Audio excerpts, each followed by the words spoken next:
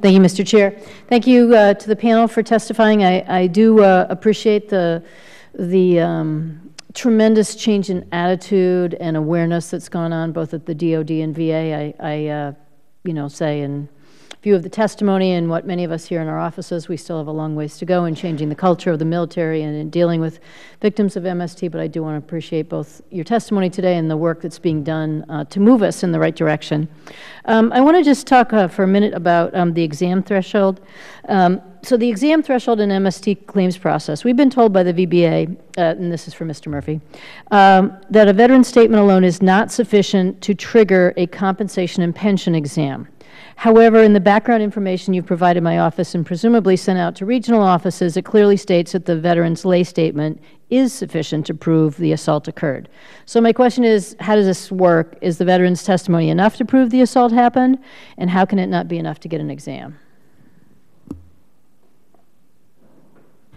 Again, I'm going to ask Ms. McDonald to answer that. Again, Fine. she's the expert on this area. Thank you, Congresswoman Pingree. By itself, in the absence of any other supporting marker, would not be enough to request an exam. Okay. So thank you for clarifying that. And I think that reinforces why we hear in our helpful conversations with the VBA the VA that we're moving forward on setting a different standard. But on almost a weekly basis, I hear from a veteran who was sexually assaulted while serving in the military, and when they go to the VA with that claim, they are denied because they couldn't produce a court filing or a report or some other kind of proof that the attack occurred.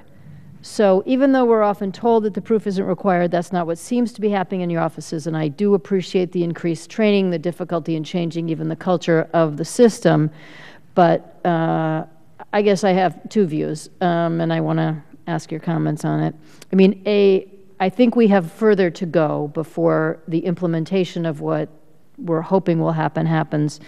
And while I'm not here to promote a piece of legislation, but that is why I submitted the bill that, in a sense, does have reduced evidentiary standards. It would provide a service connection for MST survivors if they provide a diagnosis of PTSD and a medical link stating that PTSD is caused by the assault. I believe that is similar to what happens with combat-related PTSD claims, and I am of the belief that until we get there, possibly with legislation, possibly with a change in regulation, we're not going to be there. So if you want to talk a little more about that, I think we just see it differently, and I guess my concerns are the testimony we've heard today, the difficulty that people are having getting the assistance that they need. I do have a couple of comments. First of all, as you stated, we're a long way from having this down pat and making sure every veteran is taken care of and getting what they're due.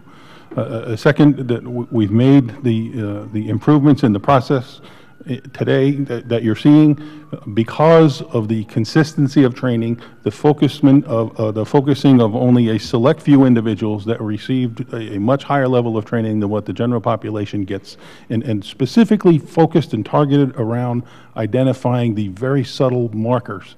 This is something that's not public knowledge, it's not generally reported, but some minor, barely noticeable change in behavior on the part of the veteran is all it takes to say, yes, there's something here, plus the veteran statement, let's move forward with this claim. In fact, I just learned one earlier listening to a previous statement talking about the absence of evidence in a file is also a marker.